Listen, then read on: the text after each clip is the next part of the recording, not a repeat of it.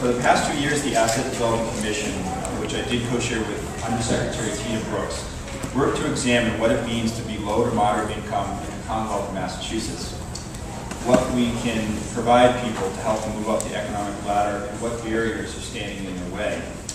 And what we found, Madam Chairman, will be of no surprise to you and other members of the committee.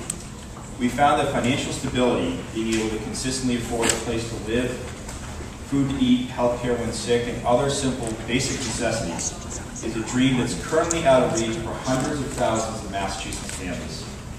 Many more are on the job, and just one job or health sickness away from falling into disaster. Hundreds of thousands of Massachusetts families are struggling from every corner of the Commonwealth and every legislative district.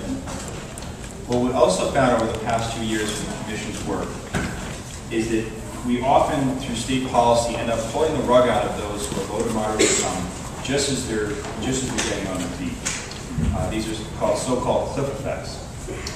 Stripping benefits as soon as families start taking steps to move up the economic ladder, often leaving them worse off than when they had a job. And more importantly, we found, in terms of recommendations, we found that encouraging families to develop assets, whether it's savings, going to college, getting better training, is one of the most effective ways to help people get out of poverty and stay out of poverty. And yet so many of these programs make it harder for people and actually discourage people from being a productive member of society. I believe we can do better here in the Commonwealth, and we can do more to encourage and support families in their efforts to become economically self-sufficient. And we can make common sense reforms to our current programs, reforms that will reduce these harmful cliff effects and encourage families to build assets. The best part of this, Madam Chairwoman, is it makes economic sense to the whole Commonwealth. As families become more financially stable, they'll be less reliant, and we'll be able to have them less reliant on social services, and that will allow us to retain revenue from other important programs in Massachusetts. The Massachusetts Legislature and the Patch Administration have spent a great deal of time and resources on stimulating economic development in the Commonwealth. Areas like biotech, Green Communities Act, the film industry, and what I'm here to say is that I think it's also important for us to have an economic development policy for those who are less well off.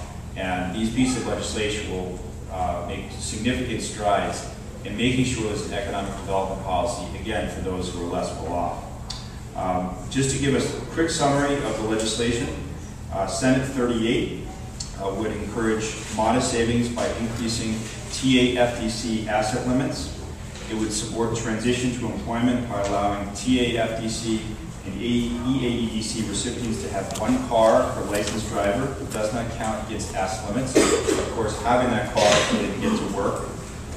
And it promotes education and training by not counting state education grants as income for TAFDC and EADC recipients, allowing these recipients to use vocational education to meet their work requirements.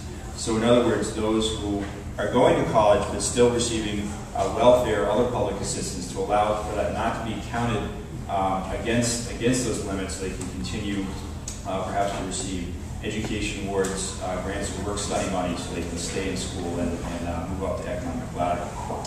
Senate 37 will help low-income students seeking education, leading to jobs in high-demand occupations by providing additional funding for the Education Awards and Grants Program. A very successful program, but I think one we need to do more to target low-income families. And the bill also encourages TAFDC recipients to obtain vocational education training by requiring the Department of Transitional Assistance to allow recipients to meet their work requirements by participating in vocational training programs and making it easier for TAFDC recipients to find low-cost educational programs to fulfill those requirements. And Madam Chairman, just waiting out in the hall and having a chance to speak to some of the men and women that will later testify to you, these are programs that they're in right now, but they do need more support. And both of these pieces of legislation would help many of the people in this room and throughout the Commonwealth. So I thank you for your consideration. Thank you.